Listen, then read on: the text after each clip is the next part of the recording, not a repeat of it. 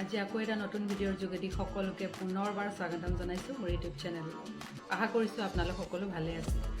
আজি আপোনালোকৰ ৰিকুৱেষ্টত আকৌ এযোৰ ৰিবন এম্ব্ৰইডাৰী কাপোৰ লৈ আহিছো। তো চাই থাকিব সম্পূৰ্ণ ভিডিঅ'টো। ইয়াত ফুলটো মই সিম্পলকৈ আঁকি লৈছো। প্ৰথমে এটা ডাঙৰকৈ গোল কৰি লৈছো আৰু তাৰ ভিতৰত এটা সৰুকৈ গোল কৰি লৈছো। আমি ভিতৰৰ গোলটো খালি ৰাখি দিম। তাত আমি শেষত বহাম ডিজাইনটো। তাৰ ওপৰৰ পৰা আমি আৰম্ভ কৰিম। ভিডিঅ'টোত দেখাৰ দৰে প্ৰথমে ৰিবনডাল তলৰ পৰা এনেকৈ ওপৰলৈ উলিয়াই ল'ব। তাৰ পিছত অকণমান ওপৰত আকৌ গুজি দিব। দেখিব এটা পাতৰ দৰে হৈ গৈছে। এনেকৈ গোলটোৰ চাৰিওকাষে বনাই ল'ব। যিসকল ভিউৱাৰ্ছে মোৰ আগৰ ভিডিঅ' চাইছে তেওঁলোকে হয়তো ডিজাইনটো ভালকৈ ধৰিব পাৰিব।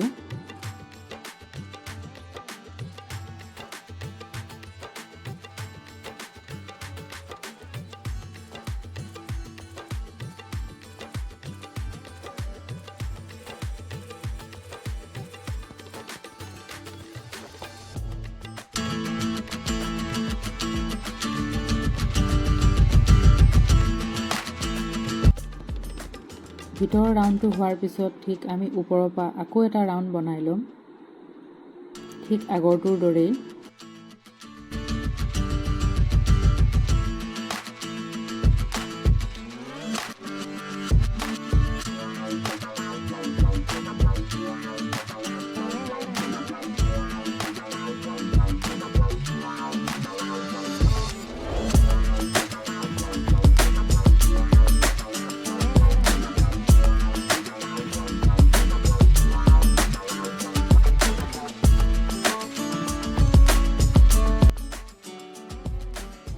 এয়া ফুলটোৰ মাজৰখিনি খালি ৰাখি আমি এনেদৰে গোটেইখিনি বনাই ল'লোঁ। এতিয়া আমি মাজৰখিনি কৰিম। মাজৰখিনি মই এটা গোলাপৰ কলিৰ দৰে কৰিবলৈ চেষ্টা কৰিছোঁ।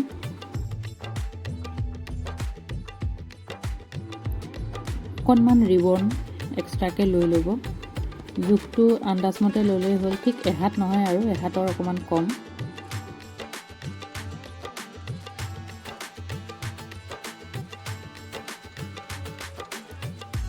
আৰু এতিয়া ভিডিঅ'টো ভালকৈ লক্ষ্য কৰিব। ৰিবন টুকুৰাৰ আগ টুকুৰা অকণমান মুটকাই দিব, তাৰপিছত এনেদৰে ঘূৰাই দিব। মই হয়তো মুখেৰে ভালদৰে বুজাব পৰা নাই, কিন্তু ভিডিঅ'টোত চালে আপোনালোকে গম পাব। বনাওঁতে অকণমান কষ্ট হয়, কিন্তু মন কৰিবচোন, যিবোৰ বস্তু বনাওঁতে বেছি কষ্ট হয় আৰু সেইবোৰেই দেখিবলৈ পিছত ধুনীয়া হয়।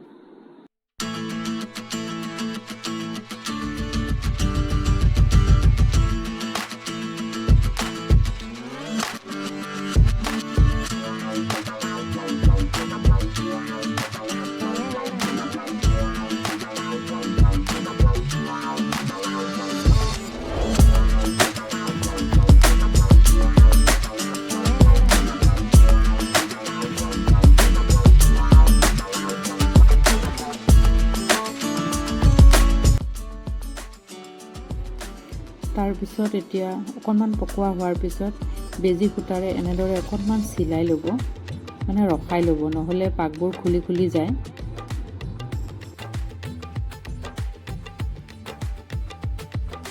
এনেদৰে বেজীৰে চিলাই গ'লে ফুলটো বনোৱাত সুবিধা হয়। অকণমান পকাই আকৌ বেজীৰে এনেকৈ চিলাই ল'ব। আপোনালোকৰ যেনেকৈ সুবিধা হয় তেনেকৈ বনালেও হ'ব। মই এনেকৈ বেজীৰে চিলাই ল'লে অকণমান সহজ পাওঁ।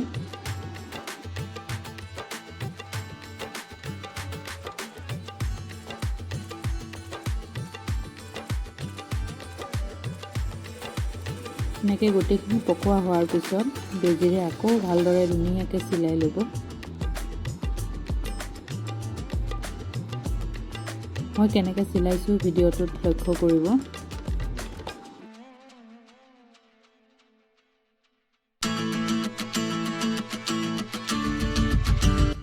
এনেদৰে বাঢ়ি থকাকণ কেঁচিৰে কাটি দিব পাৰিব।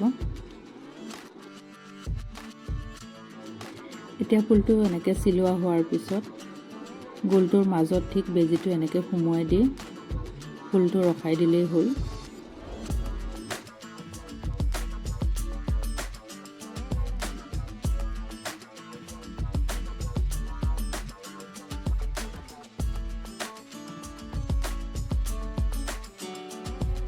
ফুলটো ৰখাৰ পিছত এনেদৰে আকৌ চিলাই দিব পাৰে যাতে ফুলটো আৰু লৰচৰ নহয়।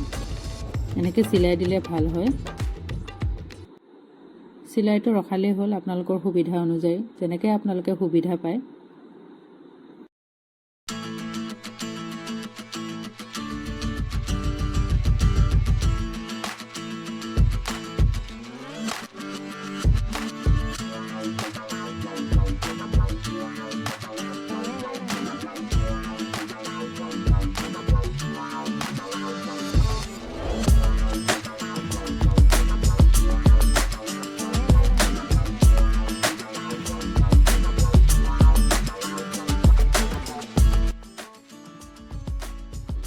ফুলটো কমপ্লিট হৈ গ'ল। এতিয়া আমি ফুলটোৰ লগতে থকা ঠাৰিডাল কৰিম। ভিডিঅ'টোত দেখাৰ দৰে প্ৰথমে ৰিবনডাল এনেকৈ তলৰ পৰা উলিয়াই ল'ব। একেবাৰে সহজ। এতিয়া ওপৰৰ বেজিটোত ধৰি পকাই গ'লেই হ'ল। এনেকৈ পকাই পকাই যেতিয়া পূৰা গোটা হৈ যাব, তাৰপিছত যোনখিনিলৈকে লাগে তাতে আকৌ গুজি দিলেই হ'ল।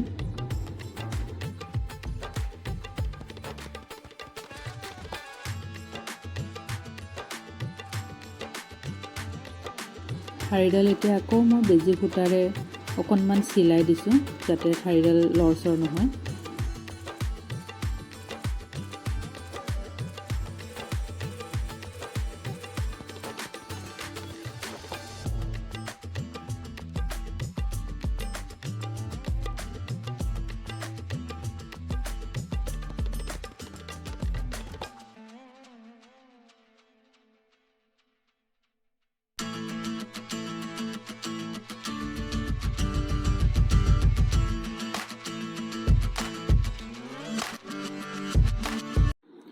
ঠাৰিডালৰ মূৰত এতিয়া মই এটা কলি বনাই দিম।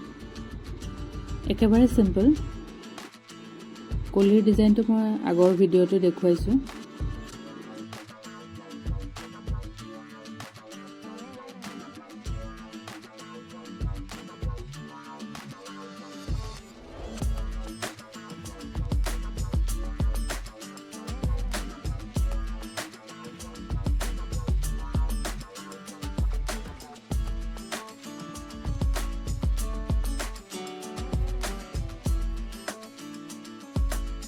আৰু এইখিনিতে মই এটা মন কৰিবলগীয়া কথা কওঁ।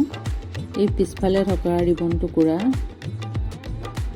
অকণমান জুইৰে পুৰি দিব, তেতিয়াহ'লে ৰিবনটো খুলি নাযায় আৰু ৰিবনটো নষ্ট হৈও নাযায়।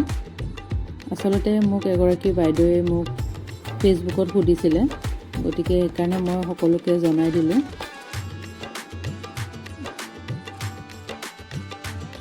এয়া ফুলপাহ কমপ্লিট হৈ গ'ল আৰু মই গোটেই কাপোৰযোৰ ভালদৰে দেখুৱাম বাৰু।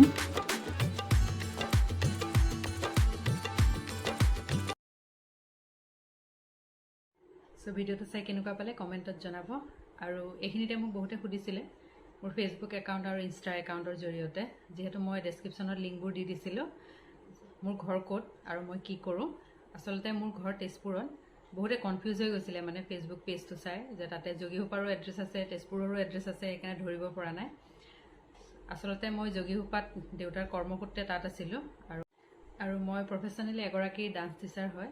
আৰু যেতিয়া যোগীঘোপাত আছিলোঁ তেতিয়া মোৰ ডান্স স্কুল আছিলে নিজাববীয়া, কিন্তু এতিয়া বৰ্তমান নাই। আৰু সেইকাৰণে সময়ো পাওঁ, মই সময় পাওঁ কাৰণে এনেদৰে মই চাদৰ মেখেলাবোৰ বনাওঁ। আচলতে মই যিকোনো হেণ্ডমেড বস্তু ভাল পাওঁ, সেয়া লাগিলে হেণ্ড এম্ব্ৰইডাৰীয়ে হওক বা অন্য কিবা হেণ্ডক্ৰাফ্টেই হওক।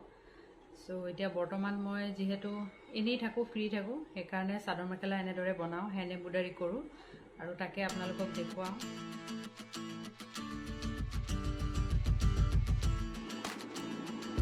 আৰু এয়া কাপোৰযোৰ কমপ্লিট হৈ গ'ল। চ' কাপোৰযোৰ কেনেকুৱা লাগিছে কমেণ্টত জনাব। আৰু আশা কৰিছোঁ আপোনালোকে ভিডিঅ'টো চাই ভাল পালে, আৰু যদিহে ভাল লাগিছে তেতিয়াহ'লে চেনেলটো লাইক আৰু ছাবস্ক্ৰাইব কৰি দিব। আজিলৈ এৰিছোঁ। সকলো ভালে থাকক।